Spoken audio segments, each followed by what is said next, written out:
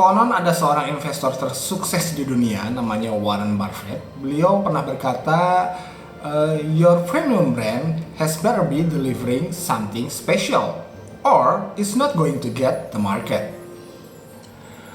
Asus Mobile ceritanya pengen juga dong naik jadi brand premium. Apakah udah bisa delivering something special? Yang spesial banget sih belum ya, tapi menurut saya Asus udah berjalan di jalan yang benar. Zenfone 3 kaca.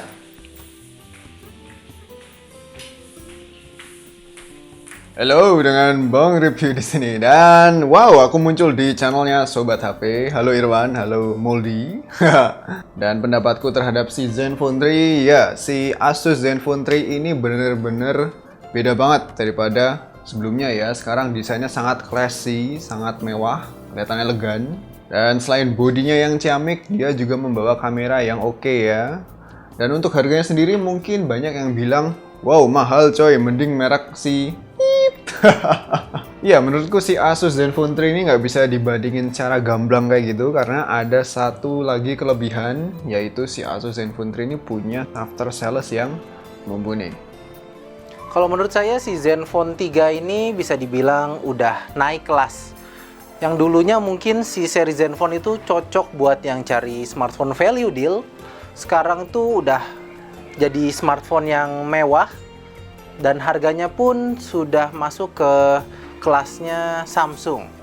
Jadi ya itu, tidak cocok untuk semua orang. Oke, buat impresi menggunakan Zenfone 3 selama kurang lebih 2 minggu. Kayak gimana? Kayak gini.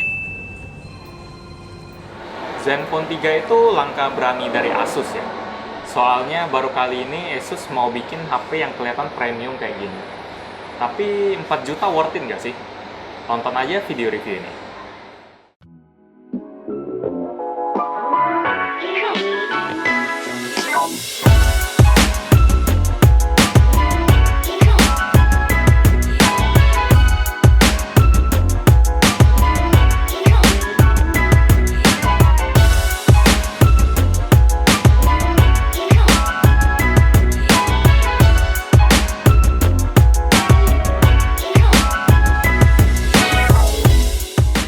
Perubahan yang paling menonjol sama generasi terbaru Zenfone ini adalah pada desainnya. Kita udah tahu kan kalau dua seri sebelumnya punya desain yang sangat identik dan terkesan monoton. Mungkin karena banyak yang protes, akhirnya si Asus mencoba keluar dari zona nyaman dengan membuat garis desain yang baru. Dan hasilnya? Ya, ini lebih keren dibandingkan dua seri sebelumnya. Nggak ada lagi plastik di HP ini. Seluruh bodinya dibalut sama metal dan kaca. Kerasa ringan banget waktu dipegang. Penggunaan curve glass 2,5D juga bikin waktu dipegang tuh enak banget sob. Berasa kayak HP mahal, sumpah, desainnya keren dan saya jatuh cinta pada pandangan pertama. Kalau dipegang tuh feelnya mirip kayak seri A-nya Samsung tapi lebih ringan. Ada sudut chamfer di bagian sudut atas dan bawah. Kalau seri sebelumnya, di bagian belakang ada tombol volume, maka di seri ini diganti dengan sensor sidik jari. Sedangkan tombol volume dan powernya kembali ke tempat yang lebih lumrah, yaitu sebelah kanan. Kekurangannya ya hampir umum untuk hampir semua HP berbodi kaca, yaitu licin banget. Meleng dikit aja saya jamin lecet tuh HP. Secara keseluruhan untuk sektor desain, 5 jempol dari saya. Keren. Zenfone 3 varian ini punya layar sebesar 5,2 inch berlapis kaca Corning Gorilla Glass 3 berjenis Super IPS Plus beresolusi Full HD dan punya kerapatan hingga 424 ppi. Kualitasnya udah pasti lebih baik dari seri sebelumnya. Lebih jernih, kontrasnya cemerlang, sudut pandangnya oke, dan enak buat dipelototin lama-lama. Warna hitam di layar ini kelihatan pekat banget. Pertama saya coba, saya pikir malah ini pakai layar AMOLED. Pokoknya kalau kata Bang Review mah, gonjreng banget. Ukurannya nggak terlalu besar dan nggak terlalu kecil juga rasanya cukup pas buat dipakai untuk main game atau nonton film. Kaca 2,5D di layar juga bikin nge-swipe layar jadi makin enak. Berasa kayak HP mahal lah pokoknya. Ya, walaupun ini memang mahal. Kekurangan di sektor ini sih menurut saya adalah ini HP baru tapi masih pakai teknologi yang udah lumayan lama, yaitu masih pakai kaca Corning Gorilla Glass 3 di saat Corning Gorilla Glass 5 udah muncul. Untuk memangkas harga mungkin? Generasi ketiga ini udah nggak pakai Intel sebagai prosesornya karena Asus lebih memilih pakai prosesor Snapdragon daripada Intel. Kenapa? Saya juga nggak tahu. Silakan googling sendiri. Ditenagai dengan prosesor Snapdragon 625 octa-core 2 GHz dan RAM sebesar 3 GB. Sebenarnya ada dua varian untuk Zenfone 3 paling murah ini, RAM 3GB dan RAM 4GB yang harganya nggak jauh beda. Performanya lumayan sih menurut saya, tapi nggak terlalu ngebut dan nggak terlalu lemot juga. Rasanya mirip performa Snapdragon 650, tapi sedikit berada di bawahnya. Walau clock speednya si 625 lebih besar dibandingkan 650, tapi masih pakai arsitektur Cortex A53. Sedangkan si 650 udah pakai Cortex A72. Karena kalau saya lihat, seri 625 ini lebih ke low battery consumption, jadi nggak terlalu ngebut. Menurut saya ya. Dengan GPU Adreno 506, performa buat main game juga cukup baik. Game-game HD bisa disikat dengan lancar tanpa hambatan. Dan seperti dugaan saya, prosesor ini ternyata lebih dingin saat main game. Walau material bagian belakang kaca, tapi buat main game hampir nggak saya temuin panas yang berlebihan. Adem banget pokoknya. Dan lagi, saya makin jatuh cinta sama HP ini. Kelengkapan-kelengkapan lain seperti sensor dan multitouch di HP ini terbilang lengkap karena hampir semua sensor tersedia. Standar flagship lah pokoknya. Fitur yang baru di seri ini adalah fingerprint. Kemampuan membaca sidik jari di HP ini cepat dan akurat. Kita bisa pakai sidik jari kita dari segala arah karena sensornya mendukung sampai 365 derajat.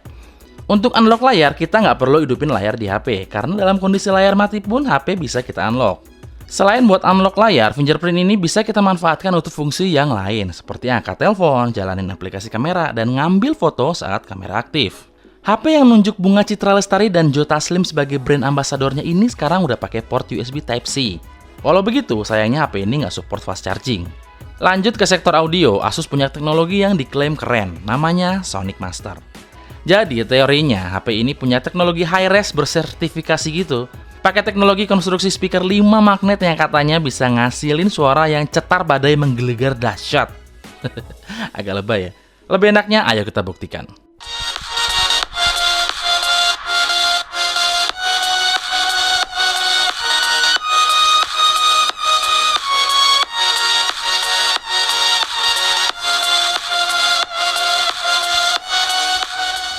Apakah jelek suaranya? Enggak juga, suaranya bagus dan kenceng, tapi bukan yang terbaik. Untuk kualitas lagu menggunakan earphone atau headphone juga keren. Waktu launching, pihak Asus bilang kalau kualitas suaranya 4 kali lebih baik daripada kualitas CD dan setara dengan kualitas studio. Wow, amazing. Jadi, kesimpulannya, kalian nggak perlu beli DAP yang harganya belasan juta. Cukup beli Zenfone 3 dan kuping kalian dijamin akan eargasm. Mati kau Estelan-kern. Nggak ding, saya bercanda. Walau tertulis kualitasnya 4 kali kualitas CD dan support format lagu 24 bit, pertanyaan saya adalah, sesensitif apakah kuping manusia untuk bisa membedakan mana lagu 16 bit dan mana lagu 24 bit? Terus butuh headphone yang harganya berapa buat dengerin kualitas lagu studio grade? Lalu, jika Asus menjual dan membanggakan sektor audio, kenapa tidak ada earphone di dalam paket penjualan? Bagaimana konsumen bisa menikmatinya? Harus beli sendiri. Karena selain DAP, ada dua faktor lain yang menentukan sebuah lagu enak atau tidak, yaitu source file yang dalam hal ini adalah file musik, dan earphone atau headphone itu sendiri. Jadi, silahkan simpulkan sendiri. Lagian hampir semua HP flagship sekarang bisa putar lagu 24 bit 192 kHz. Dan saya jamin hanya seeprit orang yang mau play format musik jenis ini di HP. Karena kebanyakan para audiophile atau penikmat musik high-res lebih memilih menggunakan DAP eksternal daripada harus menggunakan DAP bawaan dari si HP itu sendiri. Kecuali dia kere. Selain itu, ukuran file lagu 24 bit itu tidak bersahabat dengan storage. Jadi, studio grade, meh. Kesimpulannya, menurut saya, ya cuma gimmick buat jualan. Menurut pandangan subjektif saya loh ya, jadi nggak usah emosi. Oke, lanjut. Sedikit kekurangan yang bikin saya agak nggak nyaman adalah nggak adanya backlight pada tombol navigasi. Jadi susah dipakai di tempat yang gelap. Terakhir di sektor hardware yang akan kita bahas adalah soal ketahanan baterai. Dikarenakan HP ini pakai prosesor dengan proses fabrikasi 14 nanometer, oleh maka karena dari itu di atas kertas harusnya prosesor ini hemat daya. Dan saya sependapat dengan Asus. Walau kapasitas baterainya selalu jadi bahan ejekan dan bahan bully oleh para fans Xiaomi, ternyata dalam penggunaan sehari-hari, baterai Zenfone 3 ini bisa dibilang awet. Tanpa main game, saya bisa nge-charge HP ini sekali dalam sehari. Tanpa bermain game itu termasuk nonton video di YouTube ya. YouTube. Next, kita bahas soal software. Zenfone 3 udah pakai Android 6 Marshmallow out of the box. Performanya sih oke, smooth, dan nggak ditemukan lag sedikit pun baik itu saat kita swipe atau saat multitasking. Tapi Zenfone UI adalah salah satu UI yang paling saya tidak suka. Kenapa?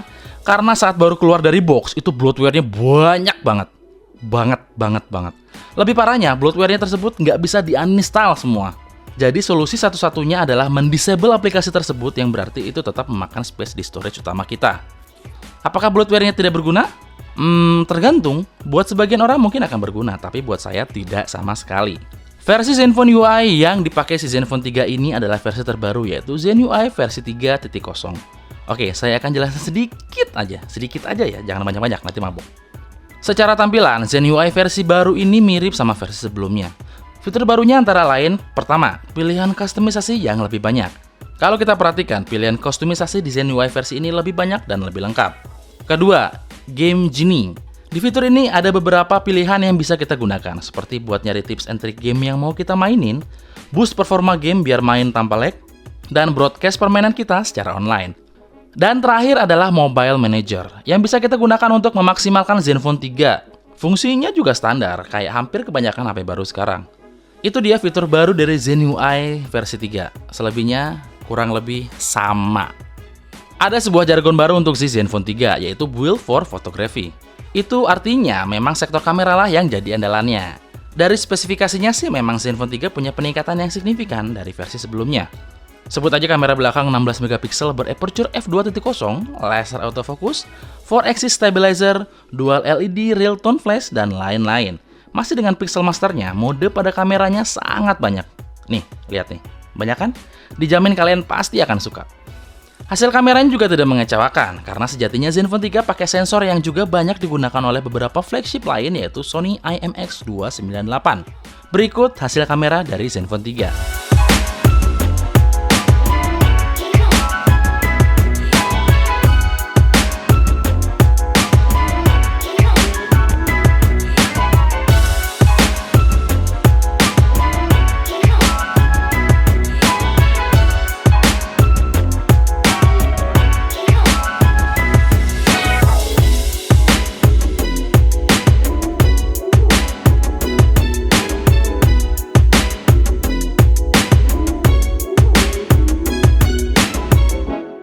Untuk kamera depannya sendiri, ZenFone 3 punya kamera sebesar 8 megapiksel dengan bukaan f2.0. ZenFone 3 mampu merekam video hingga resolusi 4K. Kualitas perekaman di resolusi Full HD cukup bagus, lumayan kok. Untuk perekaman di resolusi Full HD, 4-axis stabilizer bekerja dengan sangat baik. Terlihat lebih baik dari 4-axisnya Xiaomi Mi 5. Goncangan saat merekam terlihat dapat diredam dengan baik. Sedangkan untuk resolusi 4K dalam kondisi cukup cahaya, video yang dihasilkan cukup baik. Stabilizernya otomatis mati saat kita pilih resolusi 4K.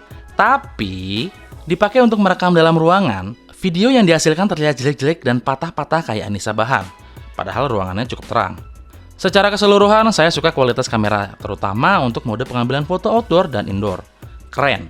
Kecuali video 4K-nya yang terasa standar dan nggak bagus-bagus amat. Oke, terakhir saya akan membuat sebuah kesimpulan untuk HP ini. Kesimpulannya, ini adalah HP yang keren. Hampir semua sektor punya performa yang baik. Kekurangan-kekurangan kecil nyaris nggak berpengaruh terhadap performa keseluruhan. Harganya mahal? Menurut saya, untuk sebuah HP resmi dan legal, ini worth it banget. Tapi ya, tetap, tidak ada HP yang sempurna. Kekurangan pasti ada. Karena sejatinya, HP terlihat sempurna hanya di mata fanboy-nya saja. Apakah kamu termasuk? Sekian video review kali ini. Klik tombol like jika kamu suka dan jangan lupa subscribe untuk dapetin informasi-informasi yang nggak penting lainnya. Mau kaos keren kayak saya? Cek toko kita ya sob, linknya ada di kolom deskripsi di bawah. Mohon maaf jika ada salah-salah kata, dan sampai ketemu di video berikutnya. Irwan pamit dan adios.